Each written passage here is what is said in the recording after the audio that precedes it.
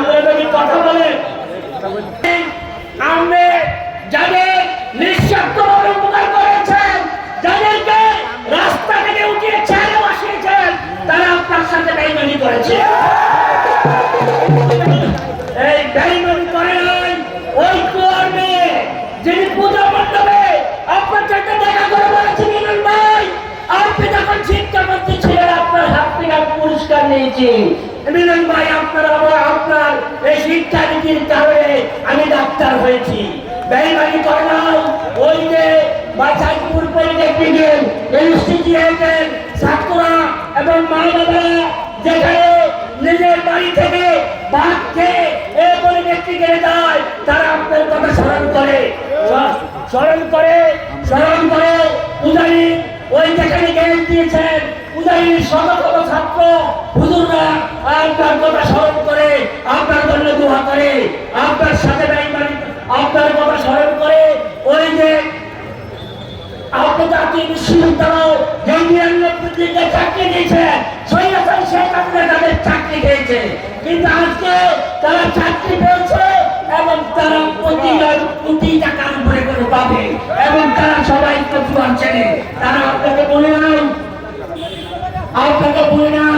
ওই যে আমি খুশবু মাহমুদ চৌধুরী যিনি টকশোতে বসে আপনার প্রশংসা করেছেন, আপনাকে কিছু ভুলে নাই সর্বাত্মী উদ্যানে এই সমস্ত শিক্ষক নেতারা এবং সমস্ত শিক্ষকেরা আপনার প্রশংসা করে বক্তব্য দিয়েছেন। আপনাকে বলে নাই যারা ওই পরীক্ষা কেন্দ্রের পাশে থেকে আমার মা বোনেরা যারা তাদের সন্তানদের পরীক্ষার হলে ঢুকিয়ে বলে যে মিলনের আমলে শিক্ষানীতি ভালো ছিল, তারা আপনাকে বলে নাই আপনাকে যিনি মন্ত্রী বানিয়েছেন, আপনাকে যিনি শিক্ষা প্রতিমন্ত্রী বানিয়েছেন, যে দেশনেত্রী বেগম খালেদা জিয়া আপনাকে বলে নাই।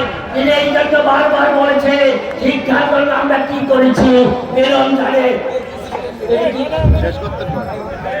বক্তব্য বেশি দিব না। আজকে একটা কথা বলি, আজকে আমার সন্তান হারিয়েছি, একবার আমি ভুলে গেছি আপনার ভালোবাসায়। আমি আমার উপর দিয়ে ডাক্তার ছড়িয়ে দিয়েছে, আমার হাল বেঁধে ফেলেছে, বাপের জানালায় আসতে পারি নাই, আমি ভুলে গেছি। আমার মায়ের মৃত্যুদিন আমাকে উজানির মামলায় ওই দিন খাল আলমগীরকে জুতা মারার মামলায় দিয়ে দিয়েছে, আমি ভুলে গেছি সেই দুঃখ আপনার ভালোবাসায়। আজকে এখান থেকে একটা কথা বলতে চাই, জীবনের শেষ পর্যন্ত রক্ত দিয়ে হলো আমরা পরিচয়